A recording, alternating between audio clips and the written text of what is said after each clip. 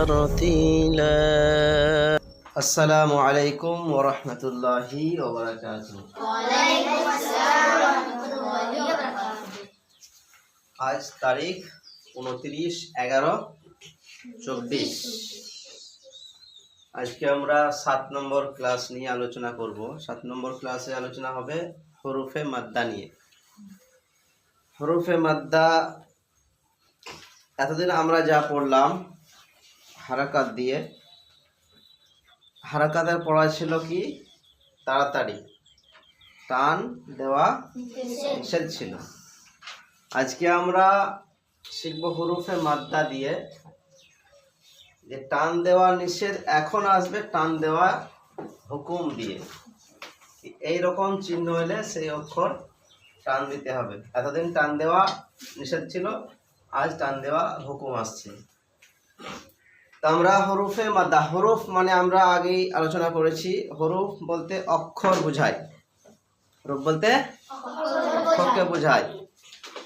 এই অক্ষরকে আরবি ভাষায় হরফ বলা হয়। তাই আরবি ভাষা তো, যার কারণে হরফ বলা হয়েছে। আর মাদ্দা শব্দের অর্থ হয় টান দেওয়া, টান দেওয়া। তো হরফে মাদ্দা অর্থাৎ টান দিয়ে পড়ার অক্ষর। কোন অক্ষর থাকলে টান দেওয়া যায়? এই হরফে মাদ্দা বলতে টান দেওয়া অক্ষর মূলত তিনটি। কয়টি? তিনটি। কি কি? আলিফ ইয়া ওয়াও। আলিফ ইয়া ওয়াও। ওয়াও। এই আলিফ ইয়া ওয়াও এই তিনটি অক্ষর আসলে আমাদেরকে টান দিয়ে পড়তে হবে।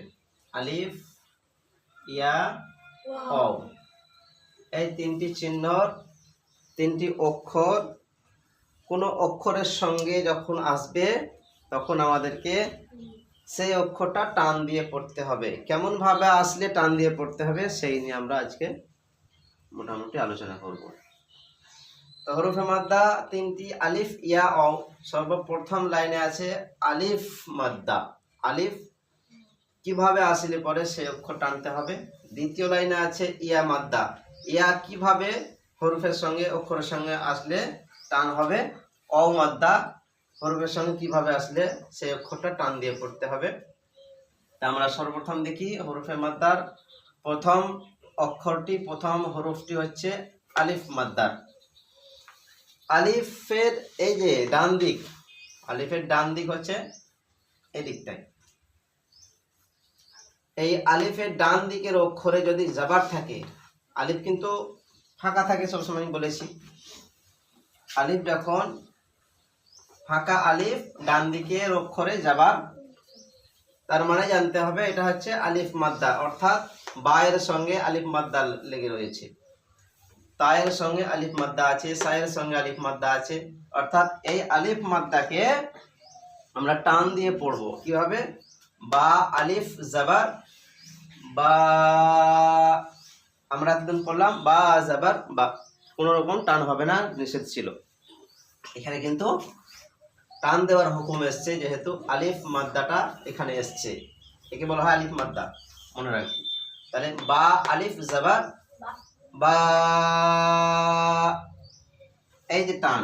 তা আলিফ জাবার তা, সা আলিফ জাবার সা, জিম আলিফ জাবার জা, হা আলিফ জাবার হা, খ আলিফ জাবার খ, দাল আলিফ জাবার দা, জাল আলিফ জাবার জা।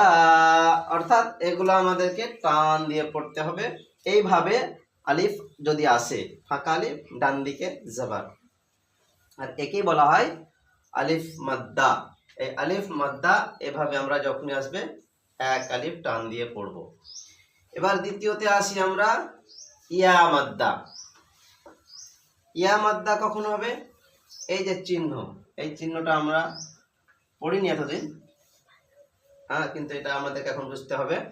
এটাকে বলা হয় জজম, আর জজম যে অক্ষরে থাকে সেই অক্ষরটাকে বলা হয় সাকিন। কি বলা হয়? সাকিন। যে অক্ষরের উপরে জজম থাকে তাকে কি বলা হয়? সাকিন। সাকিন বলা হয়। তাহলে আমরা এই সাকিন ওয়ালা ইয়ার ডান দিকে যদি জের দেখতে পাই বুঝে আসবে। সাকিন ওয়ালা ইয়ার ডান দিকের অক্ষরে জের থাকলে সেই ইয়াটাকে বলা হয় ইয়া মাদ্দা।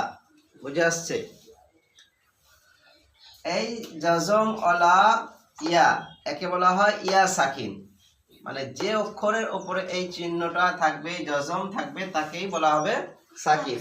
এখন ইয়ার উপরে জজম আছে তাহলে ইয়া সাকিন, অর্থাৎ ইয়া সাকিনের ডান দিকে, ইয়া সাকিনের ডান দিকে, ইয়া সাকিনের ডান দিকে, ইয়া সাকিনের ডান দিকের অক্ষরে জের আছে, অর্থাৎ ইয়া মাদ্দা হবে। বুঝে আসছে? ইয়া সাকিন আর ডান দিকের অক্ষরে জের, ইয়া সাকিন ডান দিকের অক্ষরে জের মানে হচ্ছে ইয়া মাদ্দা। আর মাদ্দা মানে কি বলেছি? টান দিয়ে পড়তে হবে। তাহলে ইয়া মাদ্দা টান দিয়ে পড়বো আমরা কিভাবে? যেমন বা ইয়া জের বি, তা ইয়া জের কি, সা ইয়া জের সি, জিম ইয়া জের জি, হা ইয়া জের হি, খা ইয়া জের খি। তাহলে আমরা বুঝতে পারলাম ইয়ার উপরে বা যে কোনো অক্ষরের উপরে এই চিহ্নটা থাকবে, জজম থাকবে, তখন তাকে সাকিন বলা হবে।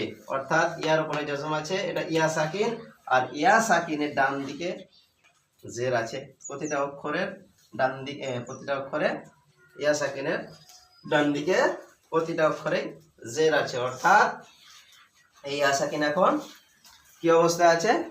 ইয়া মাদ্দা। অর্থাৎ এগুলো সব টান দিয়ে পড়তে হবে। এরকম যখনই আসবে টান দিয়ে পড়বো।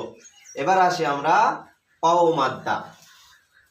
একই নিয়ম, অও উপরে জজম, তার মানে অটা কি হবে?